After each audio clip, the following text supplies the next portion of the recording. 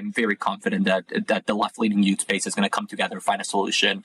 And I mean, I think we're already seeing it with some of the polling that we have seen, where Trump's approval is now under 40 points with young voters. I think we're making progress, and we're going to continue to do it until heading into 2026.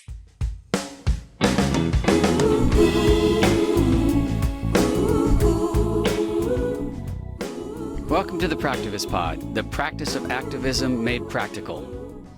Today, we talk about the Epstein scandal that just shut down the House of Representatives, Stephen Colbert's outrageous cancellation, and what we want you all to do on Congress's now extra long vacation. And then I have a great convo with one of the leading youth engagement leaders in the country, the founder of Voters of Tomorrow, Santiago Mayer. I'm Jessica Craven. I'm Steve Pearson. Hold on. Stay strong.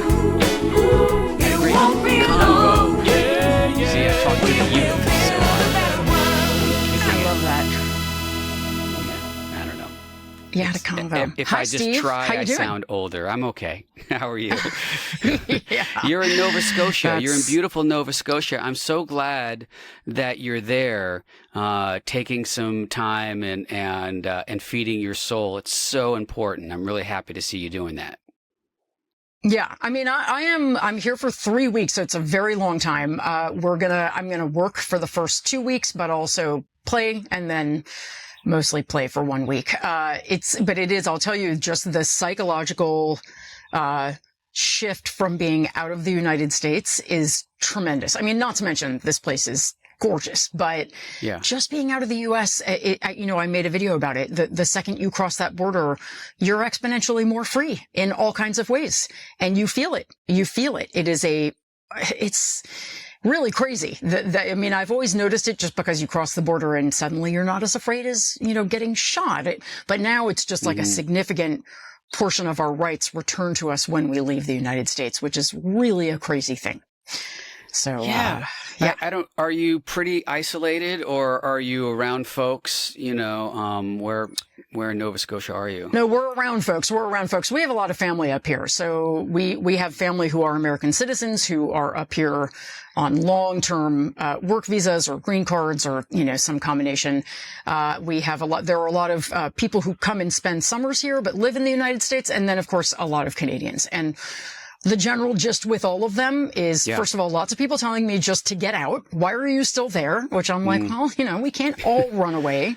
Yeah. And then people just, they can't even believe what's happening. They can't believe it's, when we're in the situation, we start to get not numb, but just sort of like, you're the frog in the boiling water. But for the people who are not in the country, they are just flabbergasted. Just what is happening there? And it's something. I don't know if you've been out of the country recently, but I have the not. take on our country is not great right now. Let's just say that. Yeah, but I was going to ask you about that. I was wondering, but it's a really good reminder, something that you say a lot too, to not normalize what's happening. Like keep telling, especially our kids, our children who are, growing up in this right now. It's not normal. This is not normal. No. And I have, as I said, I have a great conversation with Santiago Mayer, who has been leading the charge nationally, engaging with Gen Z voters. He's got an organization that is run by Gen Z, for Gen Z. Right. And we had some really deep conversations, both in the interview and outside of the interview, about what kids are going through right now. And, like normalizing gun violence and school shootings and all of that they, it's like, we can't let that be normal. And, and certainly this, authoritarian push, this fascist regime, they want everything to be normal. They want us to get used to having military in the streets, and, we can't accept that. So. Yeah. Yeah, they want us to just sort of give up our freedoms and be like, oh, well, that's the way it is. But I really like to think that a lot of Americans will not do that. I don't know. I hope. But I know I'm not going to. And, it's interesting, actually. This is the last thing I'll say on this. But I made a video from up here saying, I'm in the Maritimes. And I was really amazed at how many people asked me in the comments, what are you going to do about coming back in? Aren't you afraid for coming back in? I was going to travel, but I canceled my travel plans because I'm afraid to come back in. Yeah. Well, I mean, yeah, and I am not going to submit to these fuckers in advance. I'm not going to not travel because I'm afraid. I mean, I am a fucking U.S. citizen and I'm going to travel and I'm going to come back. Yeah. And first of all, I think we have to be careful about sort of, they're really giving a lot of hell to people at the border who are not U.S. citizens, but so far, I haven't heard of, I don't think, any U.S. citizens who have been, like, let's just say that I have not, there was one. Anecdotally, there was a Democratic strategist from here in California, a U.S. citizen, who was on vacation, I believe, in the Caribbean, and came back and was held in immigration for a number of hours, you know, and questioned about his social media posts and stuff. I'm sure they won't find any social media stuff on you, so you'll be fine. Oh, no, not at all. No. Yeah. I will probably delete, you know, social media apps off of my phone just because I don't want to miss my connection. But I do, you know, I'm very, part of me, I guess I have a very rebellious streak that's just like, well, why should I even do that? Say. Like, why am I not allowed to speak out against the government? This is bullshit. And it feels a lot like submitting in advance. So I may not even do that. I just feel like you want to search my phone and make a big stink about it. That'll just, you know, get me a blue check mark on TikTok, whatever. I'll get famous from it. So that's fine. I'm joking, but like, I'll reach more people. No, like it's better that it happens to a white middle-aged lady who is safer. I'd rather it happen to me than happen to someone who, you know, doesn't have my reach and my, you know, my privilege, quite frankly, because I'll make their lives hell for doing it. And I mean, whatever. I don't want it to happen, but I don't know. I also don't want to hide from my own government. So, absolutely, I don't know. Absolutely, I'm with you, and that is a you know, good reminder for everybody that we are on social media, including Substack, where you can get an ad-free version of our podcast. See what I did there? Yep. And all of what I just said was just to tee up this section where Steve plugs our social media. Yeah, exactly. We'd appreciate your support. All right. So, well, I'm glad you're there. It looks, I love the backdrop. It looks really beautiful.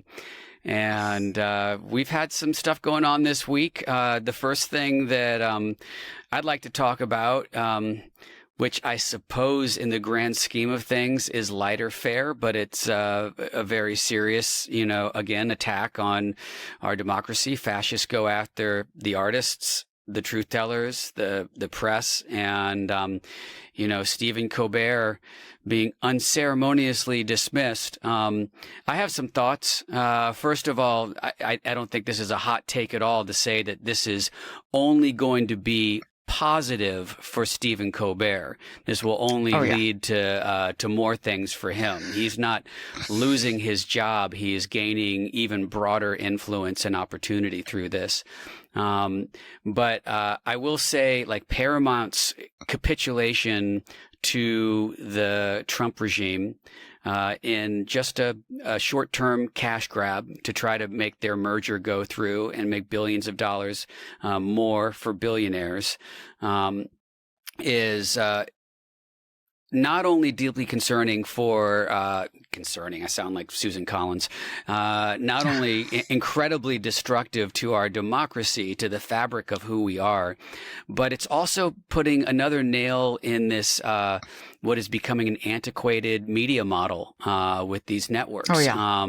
Because all of these people, like Stephen Colbert, he doesn't need a network. He doesn't need anything other than his own studio and cameras and a crew and, you know, like all of this alternative media. We're seeing people who, like Joy Reid, who, you know, got fired from MSNBC and is doing incredible work on her Substack channel now on the Midas Touch network, you know, you know, it's just, I don't know. It seems short-sighted, but I guess they don't. I mean, none of these assholes seem to care about long-term consequences. You know, it's just about the short-term cash grab for them.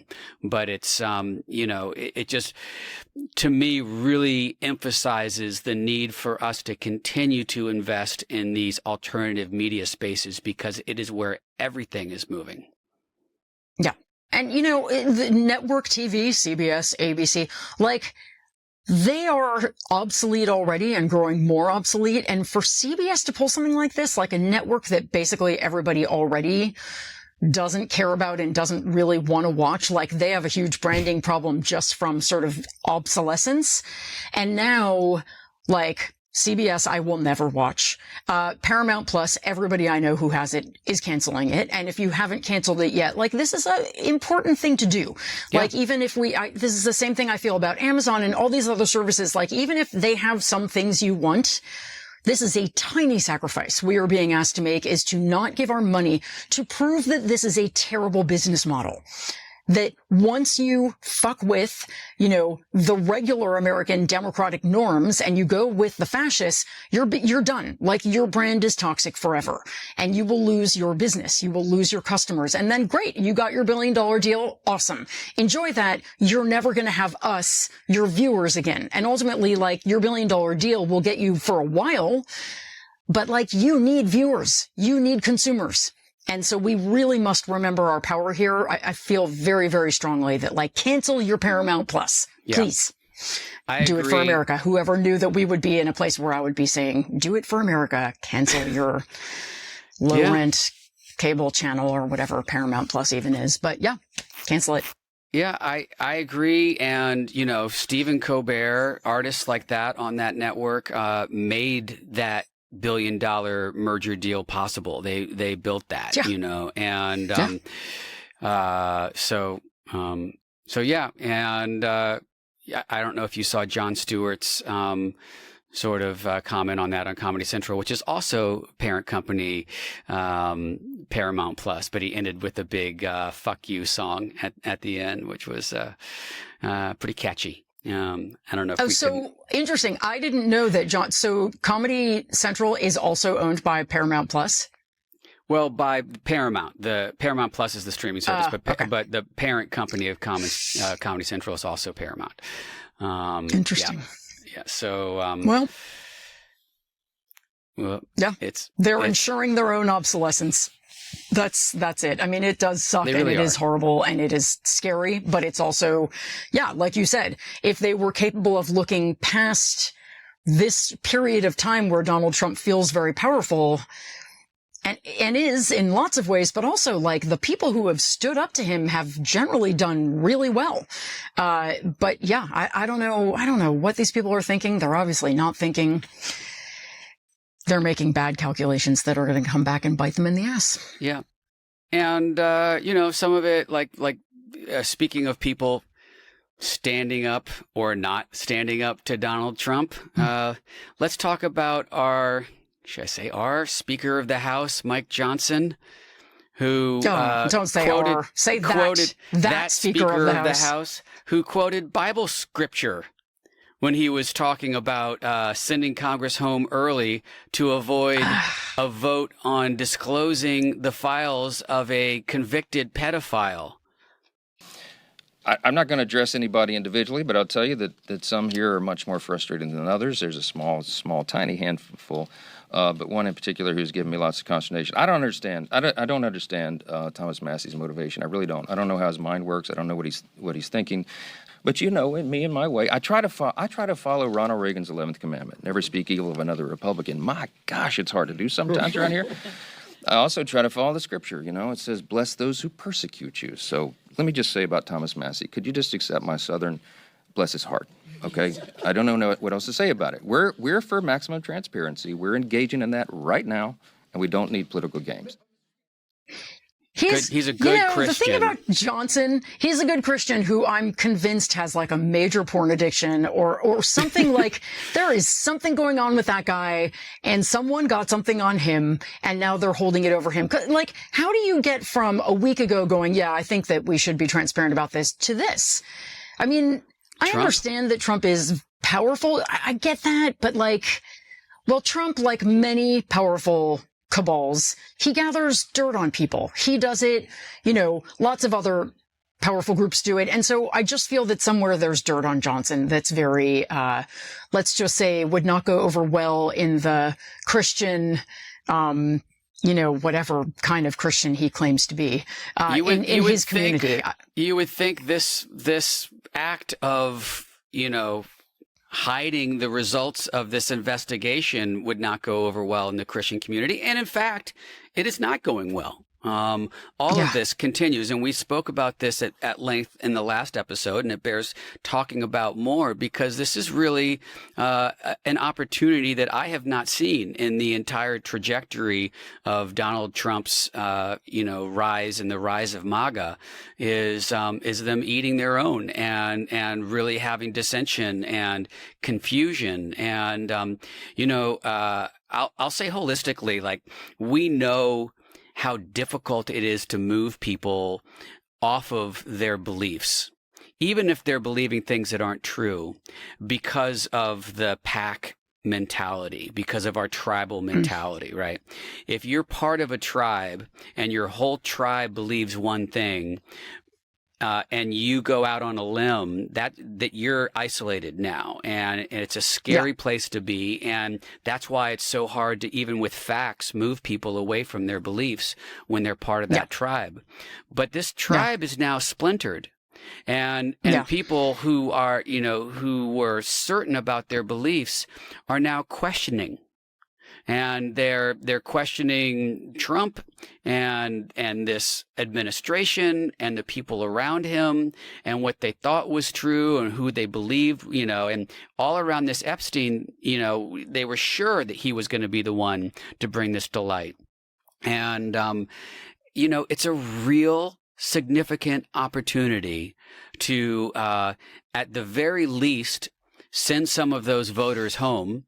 And not have them show up and vote, which is a huge loss for Trump and the Republicans. But maybe even bring some facts to them, and they're curious now, they're confused, they're doubting what they've been so sure of for so long. So it's I really don't want to. I've sometimes am Pollyanna-esque and always look for this could be our moment. But I do think this is an inflection point in this MAGA movement, certainly. And we're seeing it with Johnson just, shutting down Congress and sending everyone home early because he's afraid of the repercussions of this vote. Yeah. And there were things they were supposed to be voting on this week. And it is, again, we've said this many times, but I never really thought there was, I knew there was something there, but I didn't really believe in these Epstein files. I just didn't. It just now feels like even those of us who were kind of not that bought into this are now okay, come on. What the hell is in there? Yeah. And I'm quite certain there will be Democrats, there will be Republicans. There are probably some very high up Democrats. I got real conspiracy theory-ish because Hakeem Jeffries and Chuck Schumer are totally silent on this issue. Why are they silent on this issue? So who all is in there? It's not that it really, this doesn't need to be about parties. I'm sorry. This needs to be about. I was visioning Chuck Schumer on the island for a second, and don't vision that. That's a bad thing to vision. And also, I don't think Chuck Schumer is there. I think that these guys are all protecting some very powerful interests that I just sort of feel yeah, man, let's have it out. Let's see it. And we will all see some people on there that we are horrified to see. But I think for the most part, we're going to see a lot of hugely powerful people who we all are kind of grossed out by. I don't know. I'm just show us where's the beef? Let's see it. Maybe 100%. That was the wrong. I don't mean to be disrespectful. There's a lot of victims here. And that's the other thing that's very important to remember is that we're talking about sexual assault Yeah. We're talking about, Donald Trump, I think, is triggering for a lot of people all the time. But I will tell you, I've been meaning to make a video about this. Seeing the footage of him, I think CNN released some new found footage last night of him watching models who are walking on a runway. And then there's other footage of him standing with Jeffrey Epstein at that party and like whispering in his ear. Yeah. And any woman who has ever experienced sexual assault or just, even if inappropriate men who are just toxic and like scary, you see that footage, at least for me, and it is just triggering because you see it in Trump. You see it in his expression. You see it in everything he does. You're just like, he's that guy. Yeah. Like that guy, I know that guy, and he is scary as fuck. Yeah. I don't want to be around him. I don't want my kid around him. And any woman who's had this experience can look at him and just know. Oh yeah. And any man too. You just know. You're like, he's a predator. It's clear. It's obvious. Yeah. So this whole thing, I think, is very triggering for a lot of people in this country. And Trump is a trigger.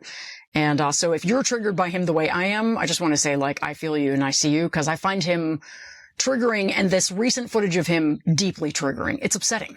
Yeah. And also really important. Thank you for bringing up the victims as we talk about this, because they don't get talked about enough in this conversation, and it really they actually need to be centered in this when we're talking about this. Yeah. And Lawrence O'Donnell actually tuned into his show last night, and he read a bunch of testimony from some of the victims who were 14, 15-year-old girls who were raped by Jeffrey Epstein with Giselle Maxwell in the room. And, this is like when we talk about that Venn diagram of what brings us together, like, we're all on the same page about this. This is abhorrent and horrible. And, so we really do need to center the victims when we're talking about this. And, this isn't going to go away, and nor should it. I agree with you 100%. We need to, the more they try to hide it, the more you're going to say, why are you working so hard to hide this? So. Yeah. They better not. Yeah. It's at this point, it's gotten to, I agree. Yeah. And that takes us to our early summer recess. We have at Blue Wave California, we have our candidate forum Friday night, and I was a little worried that our members would get hung up in DC, like they would have to stay long because of some more tomfoolery with a long vote. But nope, they're actually going to be well rested for our conversation Friday night. But we want to talk about what you can do during the summer recess, because it's very, very important while these members are home to make sure that they hear from us. Yeah, you want to really call your House representative and both of your senators, get a staffer on the phone, keep trying until you get a staffer, and then just say, I want to know when their town hall is. And they'll say, well, I don't know if they're having one yet. And then you say, you guys are on a 6-week summer break. You're getting paid the whole time. I expect you to have at least one town hall, if not more, because things are going sideways and we want to talk about it. And then if they give you, most likely, and I don't mean to make sweeping generalizations, but most likely if you have a Democratic lawmaker, they will be holding town halls. If you have a Republican, the chances are 20% that they will. But whoever it is, push them, and not a teletown hall. Those are bullshit. Teletown halls are bullshit. Tell them to have a regular in-person town hall and that you want to give your feedback. You want to hear them justify the passage of the big bullshit bill. You want to hear them justify the fact that they are covering for Jeffrey Epstein and Donald Trump. You want to hear how they're going to make healthcare affordable now that they are not renewing the ACA subsidies. You have a lot of questions and you want answers. So bird dog your representatives until they say that they will have a town hall, please. Ask them every time you call about something else, when is the town hall?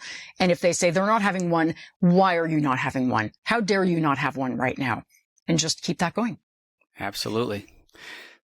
There's your marching orders, all the way from Nova Scotia. Nova Scotia. Nova Scotia. I don't know what that accent is. What's your reason for hope this week, Jess? Okay. My reason for hope. We all know that PBS got massively defunded by Republicans in the rescission package.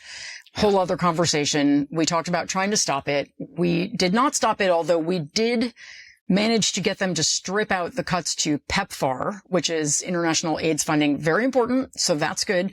But they did really hit PBS in a huge way. So I saw this online 6 hours after Louisville Public Media lost $376,000 in annual funding. It held an emergency pledge drive. And then in a post on LinkedIn, the organization's president and CEO says it raised more than $500,000 in that pledge drive. And he said, I quote, "This is what happens when a community refuses to let something valuable die." Yeah. And I don't like that the private sector has to step in and do what the federal government was doing before. So this is not only good news because I think that there's a very sneaky attempt at privatization and getting American citizens to carry expenses that the federal government used to carry.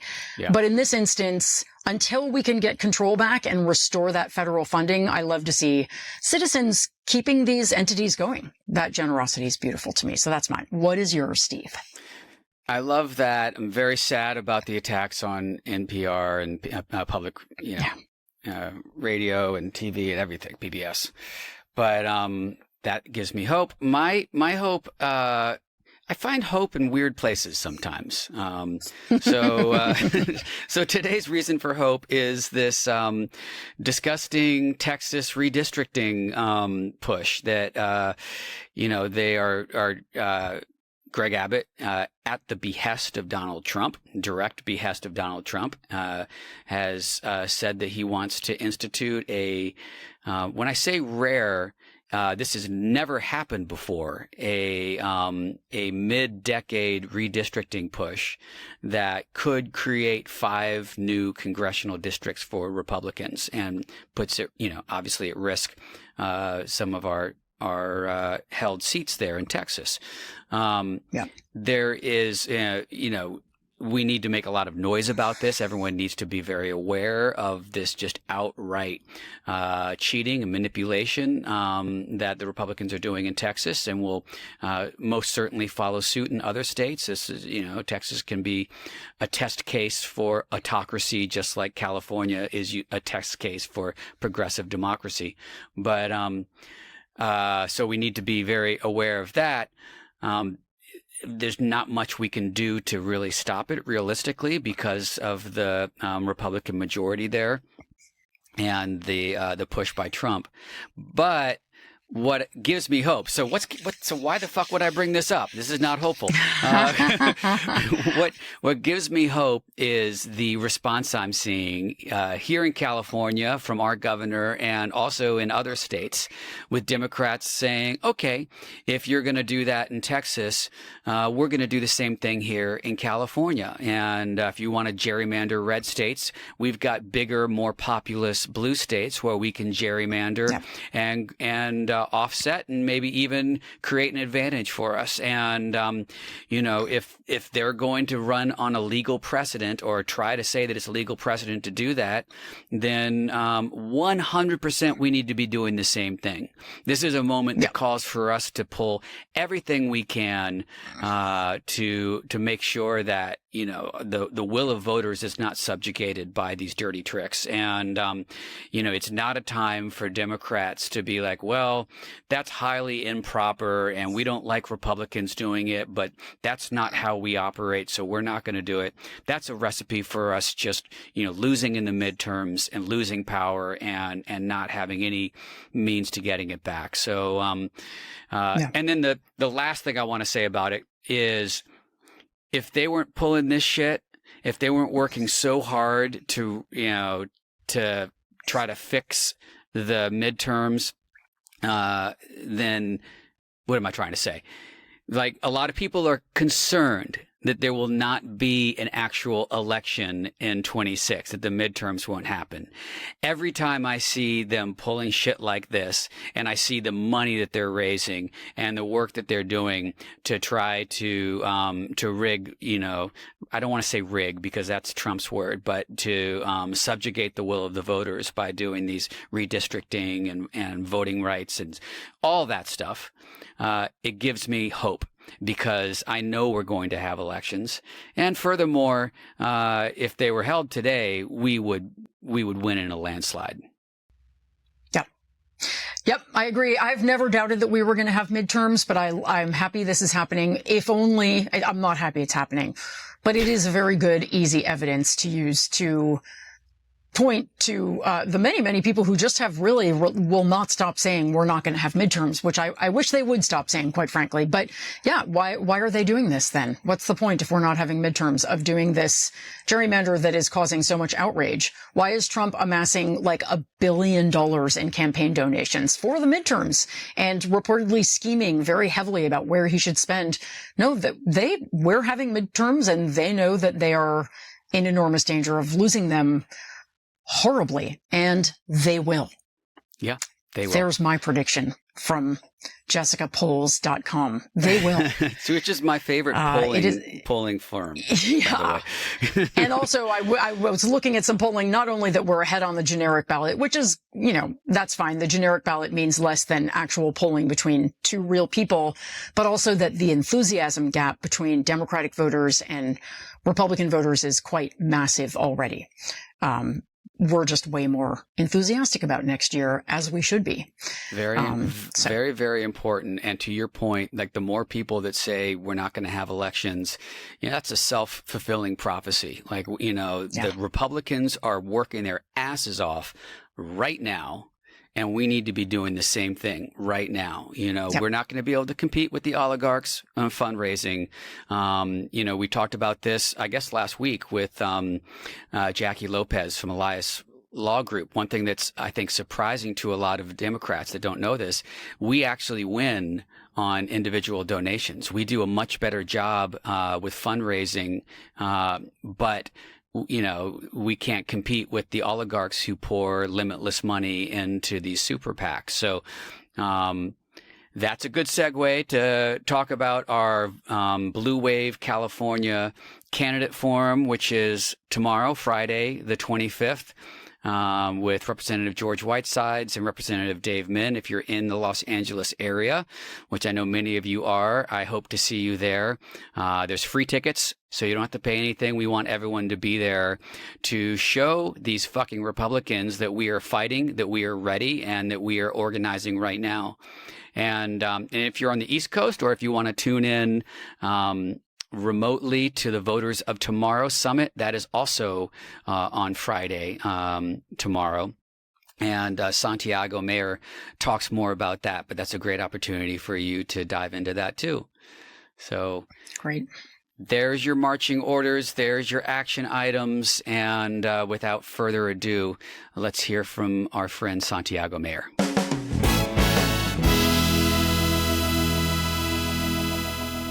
Santiago Mayer is a political strategist and the executive director of Voters of Tomorrow, a youth voting organization, he founded in December 2019. Santiago, it's great to be with you, my friend.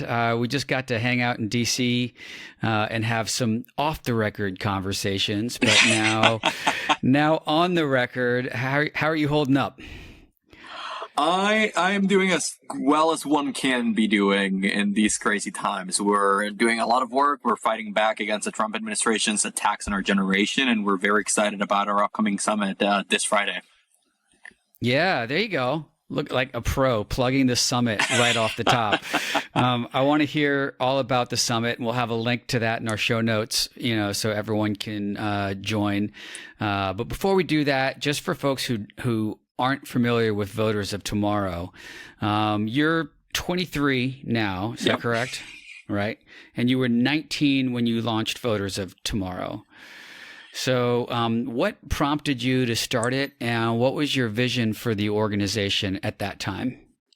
Yeah, so I was actually 17, so even a little bit younger than that. Oh, wow. Okay. It's been a minute. Yeah, so Verse Tomorrow is the country's largest Gen Z-led voting organization. Our entire sort of purpose is to be by Gen Z for Gen Z. And the goal of the organization is that it will not get stuck with Gen Z. The goal is that in a few years, once Gen Z is kind of aging out of the youth vote demographic, we'll bring in Gen Alpha to take over, and then they'll bring Gen Beta and however many generations follow after that. The goal is for this to be a home for young voters where they know that there are people that understand what they're going through because they are living the same thing, that understand their communities, that understand really what's motivating young people to get involved in civics, government, politics, and to make us a one-stop shop for it. So we work with campaigns to make sure candidates are reaching out to young voters. We work with members of Congress and other elected officials to make sure that they are representing young voters. We obviously run a very, very big youth mobilization operation every election cycle. As far as we know, we run the largest distributed organizing program for young voters ever. In 2024, we made 32 million youth-to-youth contacts. That's 32 million conversations from one young person to another, answering questions, telling people to get involved, explaining why they should get involved. We have chapters in 18 states right now, and volunteers in all 50. And our entire team is Gen Z. Our oldest staff member is 28. Our youngest is 17. And the goal is for it to stay that way, to continue for it to continue being young people leading the work, deciding the strategy, and actually affecting change. It's incredible. And I'm assuming that the org has surpassed your expectations when you launched. Maybe a little bit. It has. I originally started a Twitter page called Voters of Tomorrow while sitting in my 10th grade English class. It has become a lot more than that. I originally intended to study engineering and be an engineer. Engineering was not my future, and this is now my full-time job, and full-time job of quite a few people. We have 10 staff members, which is insane and very difficult to believe, but very, very exciting, and we have an incredible team. Yeah.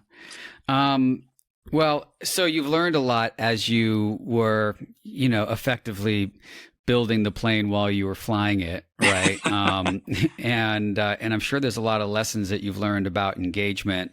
We spoke, I had to go back and look up exactly when it was, but you were on my How We Win podcast right before the 2022 midterms. Oh God, it was that long ago? Yeah, it was that long ago because we've seen each other since, and we're in the same circles. But we were talking about the record youth registration and engagement, and record first-time voters, and the broad shift in general of young people to the left, and how as people age, they tend to be more conservative in the past, but that's not the case anymore. People are staying more progressive once they're progressive.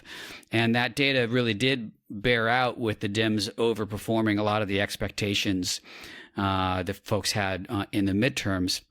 However, we did see different trends in the last election.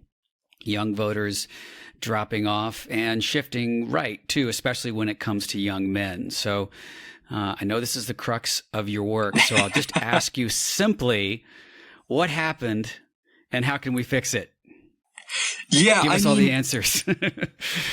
Both of those are big questions. And I think there's a lot of answers, all equally valid, and a lot of people have very different theories, right? I kind of want to just center on what we know for a fact. And that is, there was a shift, specifically amongst young men, also amongst young women, which is something that often gets lost in conversation. Young women also shifted right, not by quite as much, but still shifted right. And that shift was very significant. An important note here is it was a very significant shift to the right, However, Gen Z and young voters overall were still Vice President Harris's best age group. She won that age group by a margin larger than she won any other. So yes, they became more Republican. However, they still voted Democrat. And I think that's an important distinction. A lot of folks are going around saying like, oh, Gen Z voted for Trump. Like, no, they didn't. Just objectively, they did not. What happened, I think, is a very big question. What we know for a fact is that the right has been outspending us on youth for multiple cycles now. We saw it in 2020. We saw it in 2022. We even saw it in the recall election in California, if you remember that. Charlie Kirk spent millions upon millions of dollars to try and oust Gavin Newsom through young voters.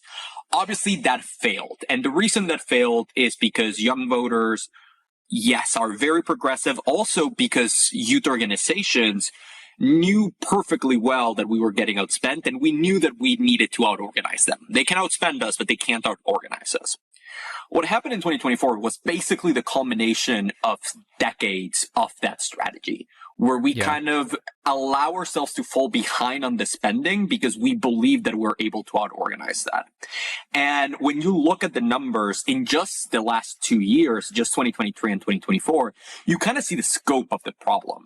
So between Turning Point USA, Students for Life, Young Americans for Freedom, all the Republican-affiliated youth organizations, they spent a grand total of about $1.2 billion in 2020 the 2024 cycle. Wow.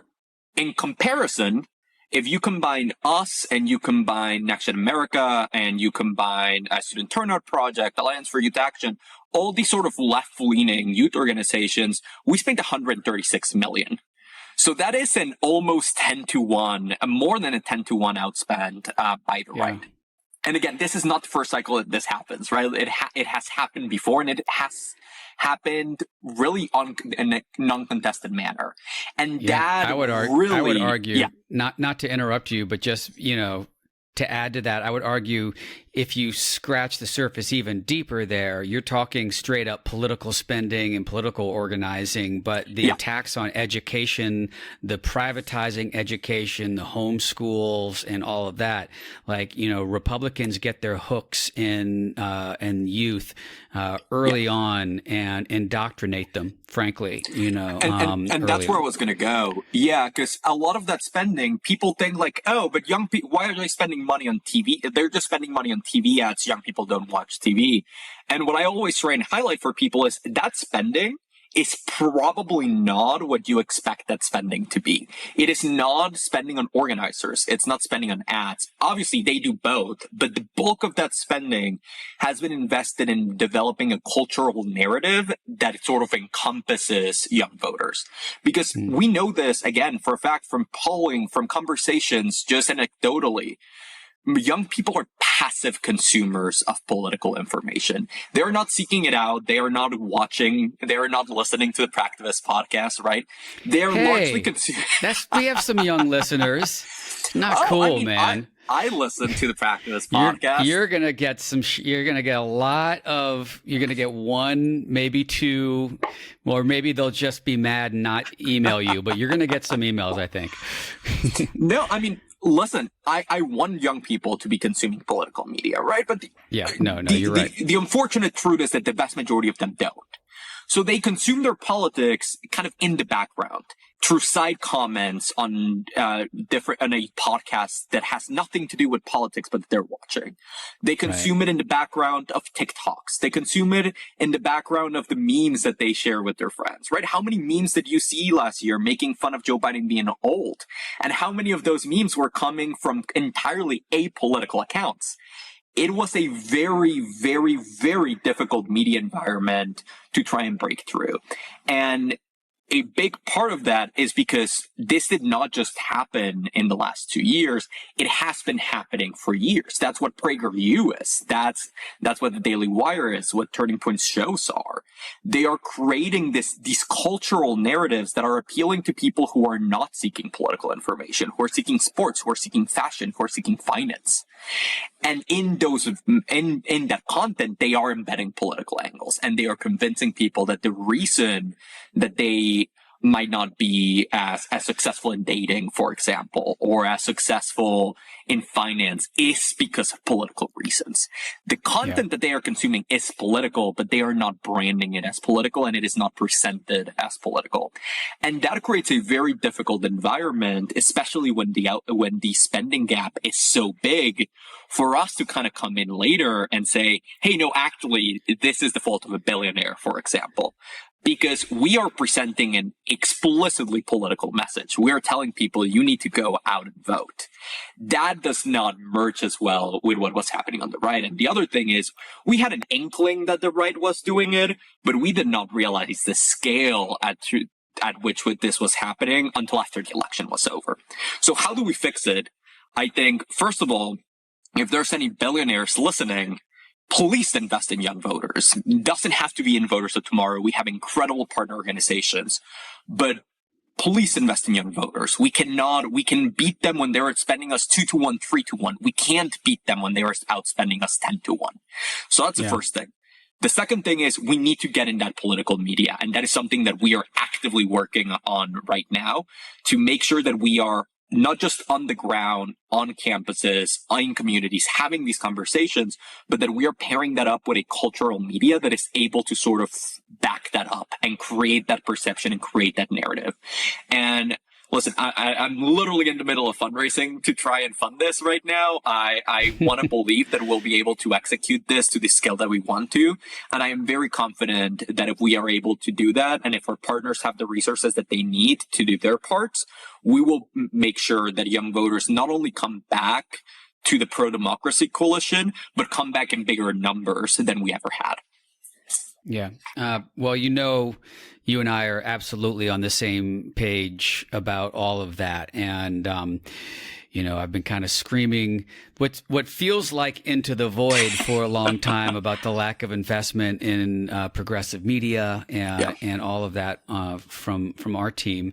And, people are seeing it now. And what's daunting and gets in the way is we are at a huge deficit. And now, deeper still, as we were talking about the Department of Education being shut down, like they want an uneducated electorate. They want an electorate that they can manipulate, and that's what they've got. That's in many ways. So, but just because we're at a deficit doesn't mean that we don't do everything we can to fight back. Right. So yes, I 100% encourage all of the billionaires listening to the Practivist pod right now to invest in this.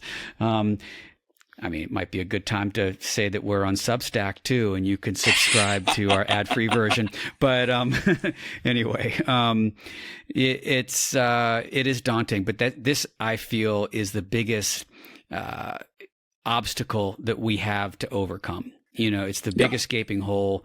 We can go talk about messaging and strategy around that as, for hours and hours and hours. But if we don't have the delivery system to get that message out there, then that's just useless. So, listen, I was having this conversation in Blue Sky yesterday. Yesterday was the anniversary of the ticket switch when Vice President Harris became the nominee. And I kind of, posted a throwback to what our week was that week. And we had people sort of in the responses attacking us and kind of blaming us for the fact that Vice President Harris did not get 60% of the vote, because we know that no Democratic candidate has ever been elected to the White House without getting at least 60% of the youth vote. And to an extent, I understand it, right? Like, I do take responsibility, and rationally, I am aware that there's very little that individually, we could have done to change it.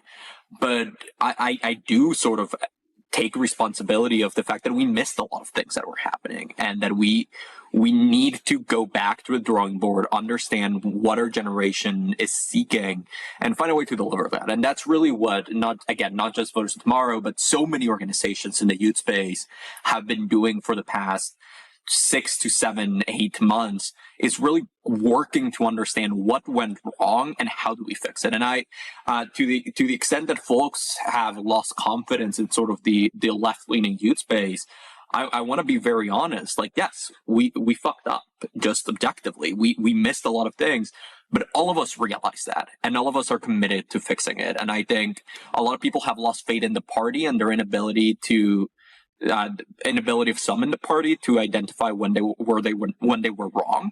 That is not something in the youth space. If we make a mistake, we will identify, we will jump at it, and we will fix it. And I am very confident that the left-leaning youth space is going to come together, find a solution.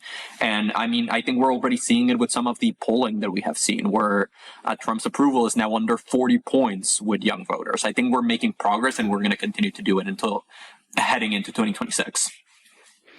I agree. And I think that, like a lot of the issues that Republicans always run on, and Trump has definitely, launched his campaign on, that, hits very close to home for someone from Mexico City, this, racism and division and the immigration issue. He's underwater on all of that. And I think that is a bridge too far for young people who, as you said, are not overtly political or digesting politics, but they can't not see what's happening right now with these ICE raids and what's going on in our communities, and it's showing in the polling. So that gives me hope. And then in terms of being productive, you teased it out at the beginning, but I want to hear about your summit on Friday. What's the summit? What are you doing? What do you have planned? Yeah, no, I'm super excited. So every year, Voters of Tomorrow puts together a summit. It serves as a gathering not just of our volunteers and our chapter members, but really of the entire youth space. And so many different organizations come together. We listen to incredible speakers. This year we have Representative Malcolm Kenyatta, who's also a vice chair for the DNC. We have Speaker Emerita Nancy Pelosi. We have Representative Jasmine Ansari, who's the youngest woman in Congress. And we bring them to really teach us lessons, teach us about how they, in their experience, have seen youth engagement succeed. Someone like Speaker Pelosi, for example, she always says it. She is fighting for the children. And we want to hear how that fight has shaped her career and how young people in the room can sort of learn lessons from her time in office to make sure that they are continuing that effort. And we also have networking sessions and workshops. And the idea here is that we know that we are being outspent. We know that the right really wants to win young voters, but they can't beat us if we're standing together. And we work very hard, the entire Voters Tomorrow team, to create a space that foments partnership, that foments collaboration, that foments learning. We are very excited to continue scaling this up into 2026, 2027, 2028. This is an annual event, and we're going to have a bunch of fun surprises this year. So I am very excited to receive. We're going to have hundreds of young people joining us in Washington, D.C. this Friday. We're also going to have a live stream nationwide on all of Voters Tomorrow's channels. So if anyone is interested in spending their afternoon or their morning with us, feel free to go to votsummit.org, and you'll be able to watch the summit right there. Awesome. And as I said, we will have that link in our show notes as well for folks to tune in. And that gives me a lot of hope. I love seeing everyone coming together, rolling up their sleeves, getting into workshops, and figuring this shit out, and just putting one foot in front of the other. That's the other stuff. Like, it's about just getting out there and working fucking hard, and just putting one foot in front of the other. No matter how discouraged people may be, that's what they want. They win if we're discouraged. But when we stand together and do things like what you're doing, then they can't beat us. So they can't. That gives me hope. What's giving you hope right now? Oh God, so many different things. I spoke about this very often at the beginning of the administration, but I think a lot of sort of my peers in the youth space, right? People around my age, we all came in the 2018 cycle. That was kind of our political awakening. That's when we got involved. That's when we started doing this work. That's when Verse Tomorrow was founded, right? That's when March for Our Lives, the Sunrise Movement was founded. So many of these groups and people that you hear about, that's when we got involved. I think, as tragic as it is to see another generation have to go through that and get involved to protect not just their democracy and their future, but their most fundamental rights, it is very inspiring to see 14, 15, 16 year old, jumping in the fight. And No, we the saw brain, that you get older, the brain goes. It happens. Yeah. Yeah, you'll see. but seeing them jump in the fight and seeing them, we held a 100 days of resistance training at the beginning of the administration to go right with the first 100 days of the administration. And I think the average age in that training was maybe 15 years old. It was so inspiring to see so many young people picking up, getting ready to fight. And the thing that I keep telling people is, like, unlike us when we did this, they have us to sort of help them. We really didn't have that many people to guide the way. For a lot of us, we kind of charted our own paths into this. There was no system for young people to get involved back then. We now have so many incredible organizations ready to support these people. We have so many incredible trainings ready to get them involved. And we have so many incredible opportunities for them to hit the ground running and affect change. And I just think about how much sort of my group of activists were able to accomplish, right?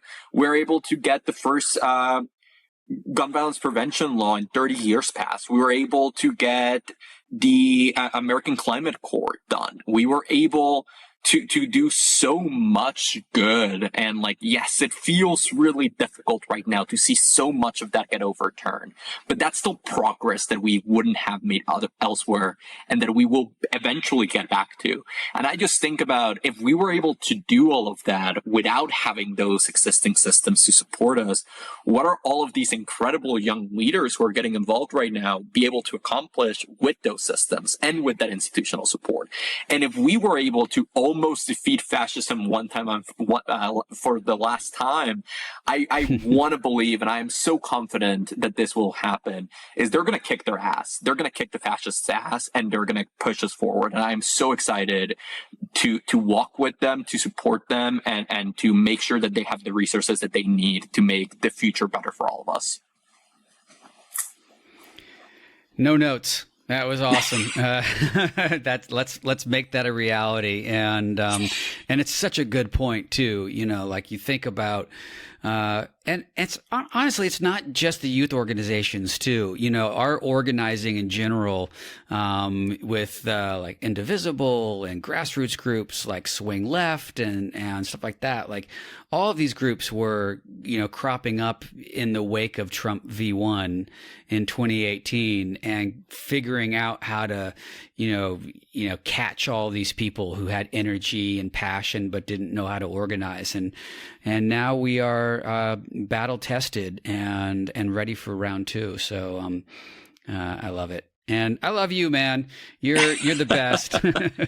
Likewise. Thank you so much.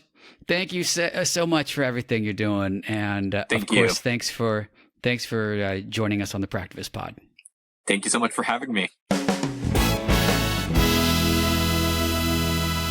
All right, we are back with our listener engagement segment. As a reminder for everybody, we do have a call-in number. It's 818-824-4286, or you can send us a note at hello@practivistpod.com.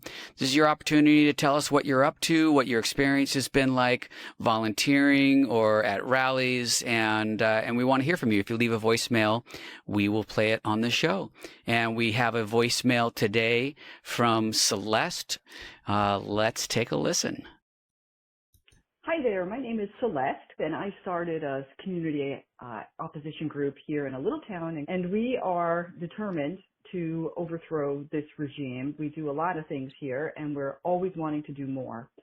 And one of those involves, we would love to see a mass protest on the steps of the Supreme Court.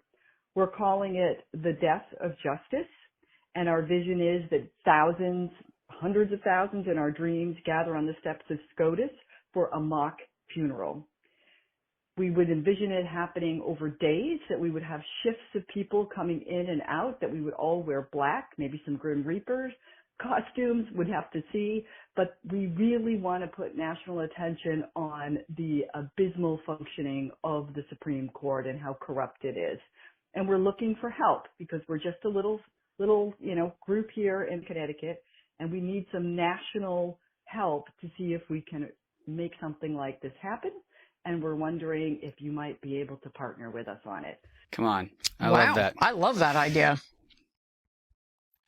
I think I actually was imagining less a funeral and more of just a die-in where we all just go and die, not really, but like lie down. Yeah. There's been some good die-ins I've seen recently, but either way, I think would be great to do a massive, massive protest on the steps of the Supreme Court, maybe at the beginning of their next term, because they've lost any shred of credibility they ever had. Some of the lower courts are still doing great. Supreme Court, done. They're cooked. Stick a fork in them. They are done. Absolutely. They need to be expanded. And I hearing Celeste and thinking about this group in a smaller town in Connecticut with this big idea to, get hundreds of thousands of people on the steps of the Supreme Court. It's so inspiring because I know they can actually do it. Like, for people who wonder, like, I don't have influence, I don't have power, what can I do? Like, we have seen time and time again a small group with a big idea that's able to galvanize support from all over the country and all of a sudden builds up this movement. Santiago was 16, 17 years old when he decided he wanted to engage Gen Z voters and build this organization. And now he's making one of the biggest impact for youth engagement in the country. So it's inspiring, and bravo, Celeste. Absolutely. We will amplify everything that you're doing. Thank you so much for joining us today. Don't forget that all of the links for our actions are in the show notes, so don't just listen, click on those links and take action. Please do subscribe, rate, and review our show on Apple, YouTube, wherever you're finding us, and share your show with our friends, your friends, all the friends and family. Make sure that they are listening and also taking action. If you're able to support our show on Substack, that helps us out a lot, and you'll get a ad-free version of the show. And we will be back next week, Jess from Nova Scotia, with more Practivist Pod. So until then, remember, hope is in action.